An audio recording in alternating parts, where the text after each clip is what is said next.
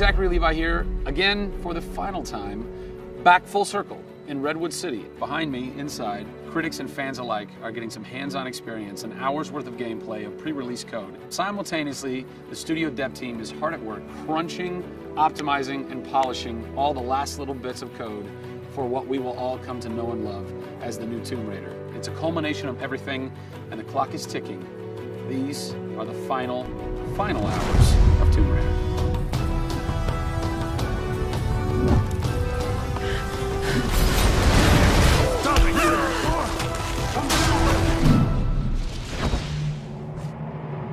Tonight we have a large audience coming in. We decided that rather than going to one of our partners and just doing a live stream, we decided you come to us. Yeah. We have a big area in the studio and let's open it up. Have you ever done anything like this before? No, we've never done it because right now we've got black curtains up around a specific area of the studio, which is our next big thing. Mm-hmm. Only a select few people have been allowed to come in, right. And everybody's heavily NDA'd, and now we're going to bring 80 plus people into the studio. Well, it's exciting, to bring those type of people into the studio. They're the fans, they're the people who love it.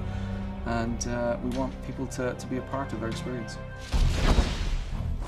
On one half of the studio, all that is going on like crazy, but basically in half the studio, you guys are just pounding, working out every last glitch, every last bug, making sure that it's all just perfect, done and perfect, exactly, for your certs on Friday. Yeah. What happens when a game fails, cert? Then things start getting like, sweaty around here. You're dicing with death right there. Well, you might be missing a release day. That's how big a day this Friday is. Yeah, it's huge. If we submit and they come back and say, hey, there's maybe 35 things that we'd like to change, then as a studio, we'll change them. We'll improve them. Or there's small things that they say, hey, this experience might be better if you just fix this little thing. Then of course the team are literally sitting there waiting for that to happen. And there has been games I've worked on where we've submitted and within 24 hours it would get kicked back and they'd say, hey, you guys are crazy, you shouldn't have submitted it. So, there are 80 people in the office right now.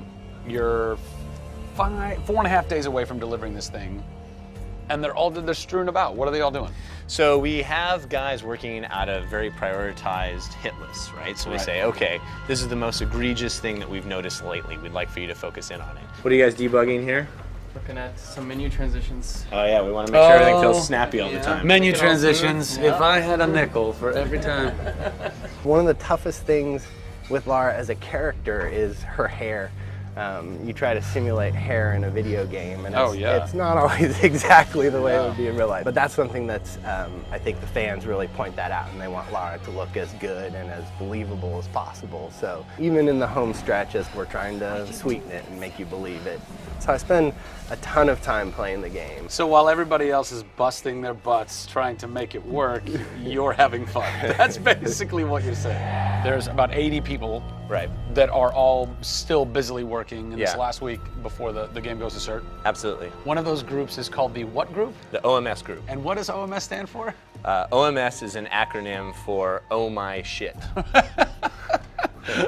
And what does that mean exactly? When you're into the high octane moment, the only response that we were challenging the team that it could come back with was, I would exclaim, oh my shit, that's awesome, right? Like, I couldn't even cuss properly. It could have been the OMHG, the oh my holy god team. Yeah. But oh my shit, oh my shit, it resonated. So many companies focus on the explosions. And we love explosions. I mean, there's plenty of them in the game.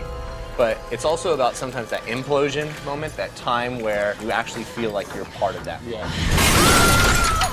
We have an early example in the scavenger den, very early in the game, where the camera is about 6 inches from the back of her head as she's in this claustrophobic moment as the ceiling gets lower and lower and the water gets higher and higher and her torch, you're worried, is it gonna go out? And as you suck in for that moment, if it's resonating with people, as we've seen it resonate here, you actually watch people who are claustrophobic kind of lean back in their chair a little and kind of react, and that's exactly what an OMS team is about.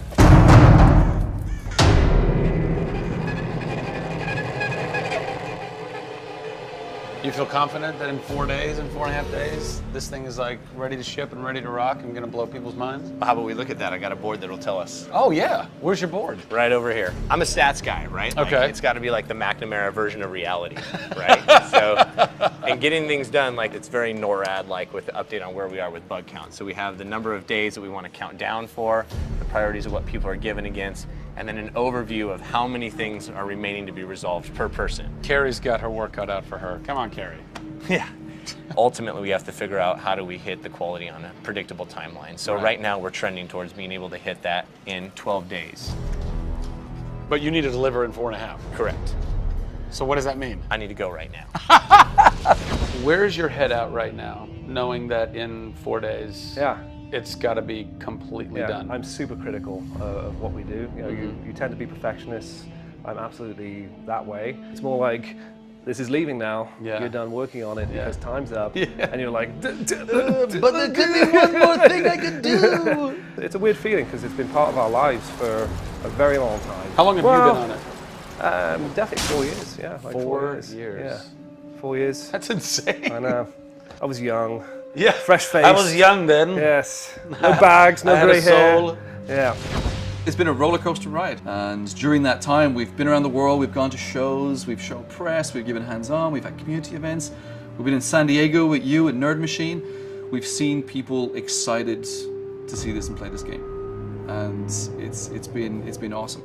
It's not just about Lara's arc, it's about the arc of people who've come in to the roles. You know, we've had people come in as animators and move up to the highest levels in their profession along these 4 years. So people have grown in these roles, families have expanded, kids have been born, but we're coming to a point now where we're, you know, probably 70, 80 plus days away from launch, and this phase has come to an end. You know, it's been awesome.